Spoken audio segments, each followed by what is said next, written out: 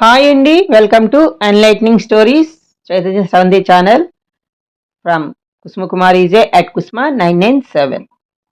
ఈరోజు మనం ఒక కథ చెప్పుకోబోతున్నాం అండి. కథ పేరు 30 రోజుల గడువు. జగన్నాథ స్వామి దేవాలయం మనకు తెలుసు కదా. కళింగరాజు పూరి జగన్నాథ స్వామి దేవాలయ నిర్మాణాన్ని చేశారనమాట. మరి జగన్నాథ స్వామి విగ్రహాన్ని తయారు చేయించి ఆ దేవాలయంలో ప్రతిష్ఠించడమే ఇంకా జరగాల్సినటువంటి కార్యం. అంటే ఇది జరిగిన కథ. లీలలో, భగవంతుని లీలల్లో ఇది ఒకటి. సకల దైవిక లక్షణాలతో కూడుకున్న ఒక అద్భుత విగ్రహాన్ని చెక్కించి నిశ్చయించి మహారాజు ఇలా దండోరా వేయించాడు. ఏమని? దైవత్వం ఉట్టిపడేటట్లుగా విగ్రహం చెక్కాలని. ఎవరు తమ తలలు పోగొట్టుకునే సాహసం చేయలేదు. ఎందుకంటే మరి సరిగా చేయకపోతే శిల్పులు మరి వాళ్ళని రాజుగారు శిక్షిస్తారు కదా.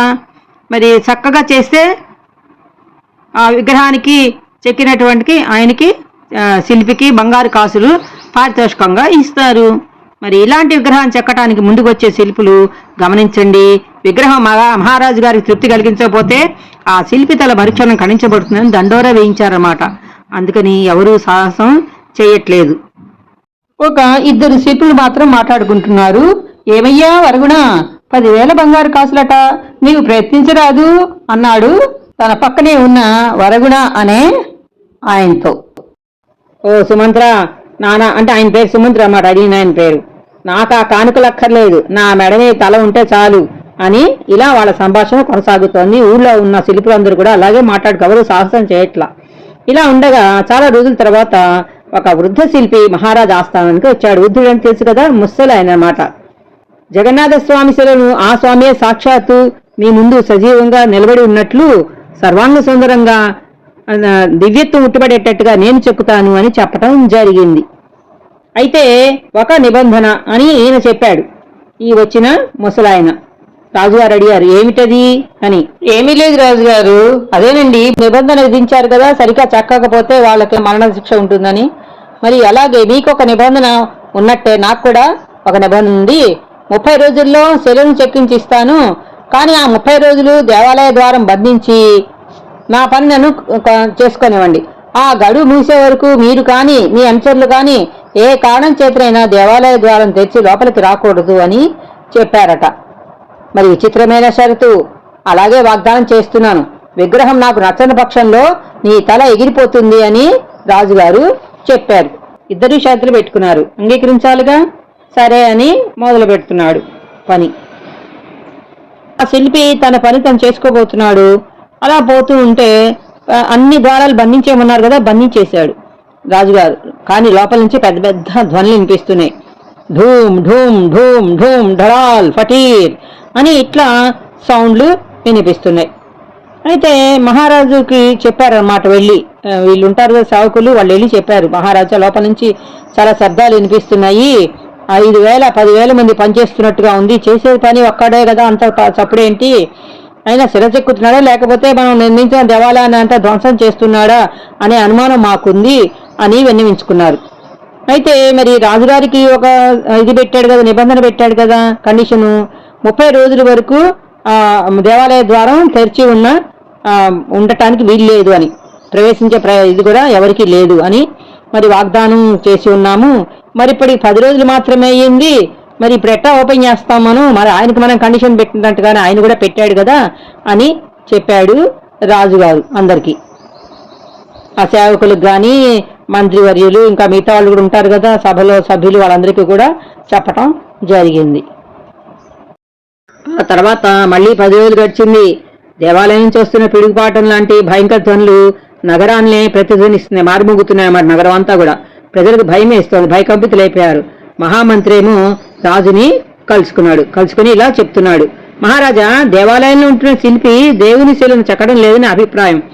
మన శత్రురాజ్యం నుండి ఎవరైనా శిల్పి వేషంలో వచ్చి మనం నిర్మించిన ఈ దేవాలయాన్ని సర్వనాశనం చేస్తున్నారా ఏమిటి అని రాజుగారిని ప్రశ్నించాడు మంత్రి. అప్పుడు రాజుగారేమో, మంత్రి కొంచెం ఓర్పోహించు, మేము 30 రోజుల వరకు దేవాలయ ద్వారాలు తెరిచి లోనికి ప్రవేశించబోమని ఆ శిల్పికి మాట ఇచ్చి ఉన్నాం అని చెప్పాడు.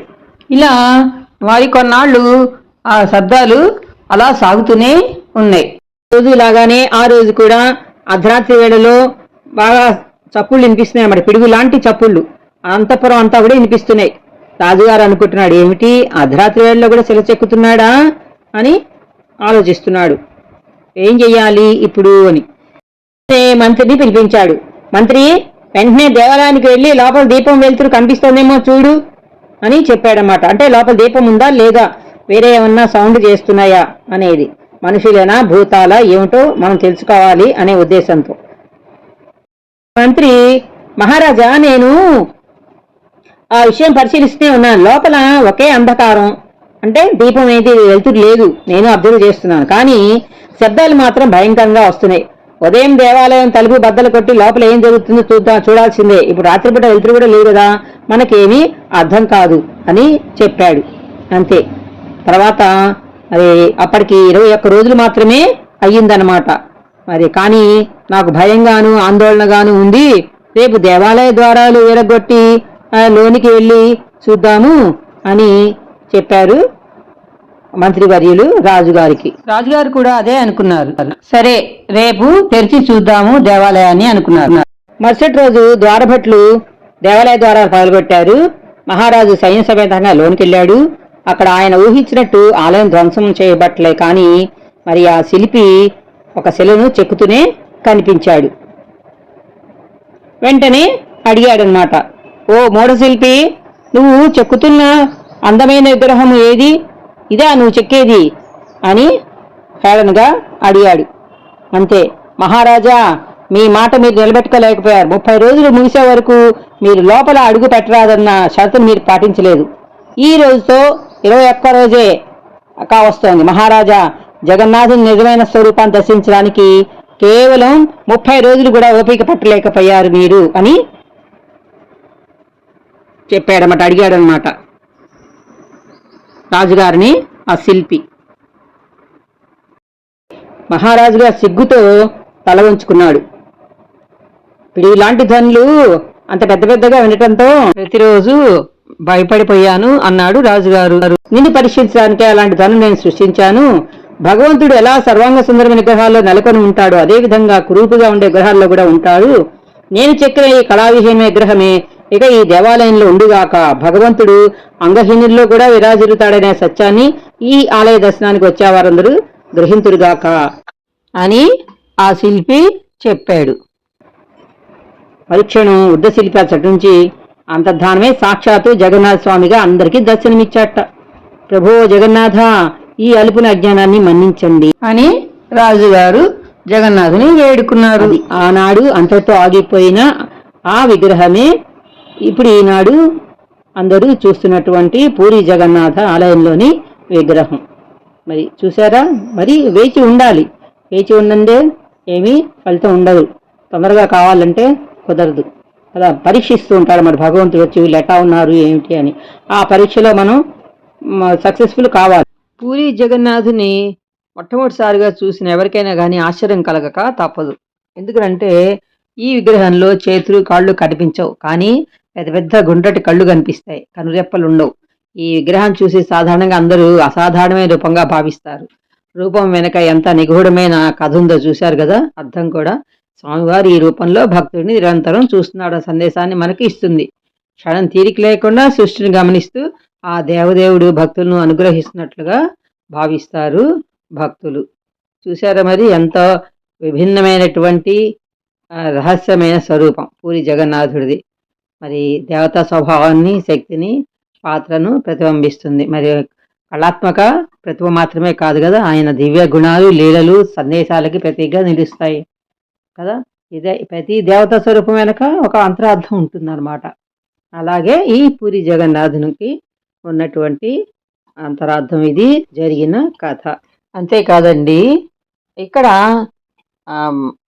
శ్రీకృష్ణుడు తన శరీరాన్ని విడిచిపెట్టినప్పుడు ఆయన దహనం చేయబడ్డాడు కదా. అయితే ఆయన శరీరంలోని శరీర భాగాలన్నీ పంచభూతాల్లో కలిసిపోయినాయట.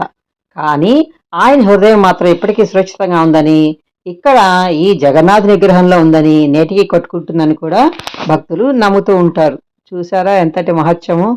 ఇవన్నీ పురాణాల ద్వారా తెలుస్తున్నాయి అన్నమాట. అందరికీ చెప్పుకుంటూ ఉంటారు భక్తులందరూ. విన్నారు కదా, మరి కథ నచ్చిందా? నచ్చినట్టయితే లైక్ చేయండి, షేర్ చేయండి, కామెంట్ పెట్టండి. కొత్తగా నా ఛానల్ చూస్తున్న వాళ్ళు మాత్రం సబ్స్క్రైబ్ చేసుకోవడం మర్చిపోకండి.